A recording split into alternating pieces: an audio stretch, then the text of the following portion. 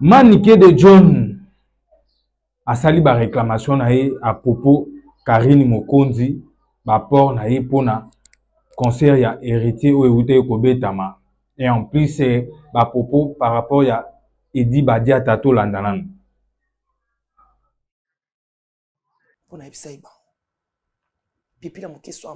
Et je suis fier de ça. Les gens de Bimi formé cette Bimi, formé cette na C. Les gens de l'Ikolo, na signé bango. Na kebolo qu'on a Bimi ya la bail formé cette. Mon tout toi yoka formé cette. Ol bakena sale lote. Bakena sale lote. Ceux qui bozaki utile. Ceux qui bon ça la paix quelque chose. Moi je pense pas encore traiter bien deux autres mais ce sont des ingrats. Les missions croient qu'on n'en amène rien. Mais ngaba œuvre na ngemonana na miso bato. La preuve en est que tant balinga ba pimela nga visa ba boya. Babiso to mema nikete esimbati. Te yete abiso to memi yete esula lo baso to memi yete esimbati. Modèle boze na poto so to memi yete to boma promotion. Ba te bele ba ya concerti. Ba ba mona rene concert esila njora monana te. Unta monana te ba to bela ka manik de John Général. Touta arène, touta Kishasa to ye concert. Ba to kita na aéroport sans impact. Touta arène na sala impact ko le kanga zato. Na kita na château d'eau on dirait président mutaka aye. Batu na oka somo na kim na kota kata voiture na bat joli maya la témoin. Batu bazoya on dirait ba mbinzo. Na oka somo. Ngabo ba koyo tchanga mbeli boete. Château d'eau yebi. Château rouge ko kolbate mbila ya abi madame tu descends pas. Madame madame, toi tu descends pas ici. Premier jour, na Château Rouge, na kata jeep na kita. Château Rouge et Ningan. Babi, toi tu ne descends pas ici. Démarre ta voiture, tu pars. Na kenda. Et puis là, mon question à ma casse. Yo za ma kamno nga pena na oyanga. Nga pena na oyanga na ningi na nga. RNF l'imbattable. Nga pena oyanga na oyanga. Tant on a là na mbetu na yobi na lobati nga pe na sala ba prière na nga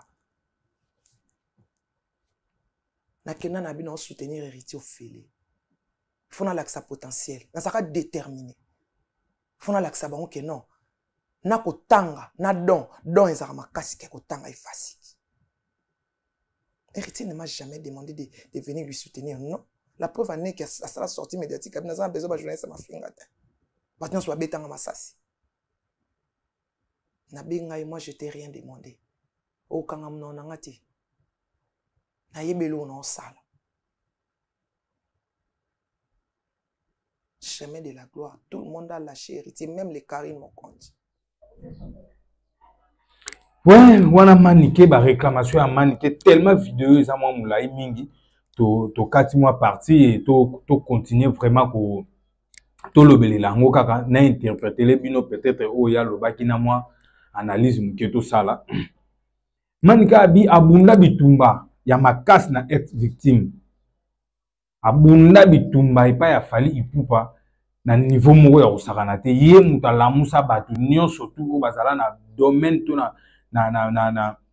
na nini ya communication ya fali ipupa manike toyebi te aza na raison ou akosi biso mais biso nyonso tozala témoin manike akenda ba prison akota ba prison pona makambo ya kolobelela fali ipupa lelo manike ake poto azongi héritier azongisi lisusu andima lobelela na ye héritier na ndenge ya ofele bapesa ye ni 100 francs ni 50 francs mais réclamation ya manike eza par rapport ya Karine Mokonzi par rapport à Karine Mokonzi comment parce que ba effort oyo bango basali to oya meki oya sali na o Karine Mokonzi asali ya lobi il fallait pas ba bexer Karine Mokonzi et pas héritier ndenge azo bexer bongo il fallait pas parce que bango basali communication ya makasi pona concert oyo ebeta mapo etonda na plein o etonda ki nango en tout cas héritier wata ba félicitations na concert na ndule wana kaka ndongo lobaki mutu na tembe olati pe moi ki tembe na yo tomoni tozela pe deuxième bord totala tomona to confirmer ki tembe manke de John moko tout le monde a connu mutu salaraté biso pena ba congolais presque biso nyonso to yebi ke man ki onde mutu salaraté man ki onde mo ezaka ba drogue mo onde soki pe ba diamba ngo kaka ndenge zalaka mo onde so ba masanga ba melaka kaka ndenge mutu salaka bongo. Mais en réalité na fandi pena na tali bien aza pe mutu yo aza vraiment important na monde musical parce que à l'époque bato lokola ba manike bazalaki te lelo ba manike aye pe kocha appui na ye aye pe kocha a pointe na ye na monde ya communication na monde musical aza mutu yo moko pe babino ba musicien bo fandi pe botali manike moi respect moko boye pe zala ba regret na ye zalaka façon bo memelaka ye kaka ba regret na ye zalaka beaucoup plus yango wana. Sans quoi manike soka tie po na likambu na yo ezala na concert na yo ezala na album na yo alobeleli yango asali penda promotion na yango to santa ke joaka moi bezi moko boye o se sentir penda ke non manike alobi eloko wana donc baza moi ba ndenge moko ba manike na ba ve na biso ba denilesi baza moi ba ndenge moko boye. Donc c'est vraiment important na Congo kozala na mutu lokola manike selonga eza vraiment important kozala na mutu lokola. Donc concert héritier il y a des gens oyo pe babande ko sala déjà kolobelela yango actualité na yango bazo lobelela yango en tout moment mais manike tanga yo kokota na communication pour na makambo concert wana biso moto moni penda ke non concert échanger forme actualité changer forme actualité vraiment changer forme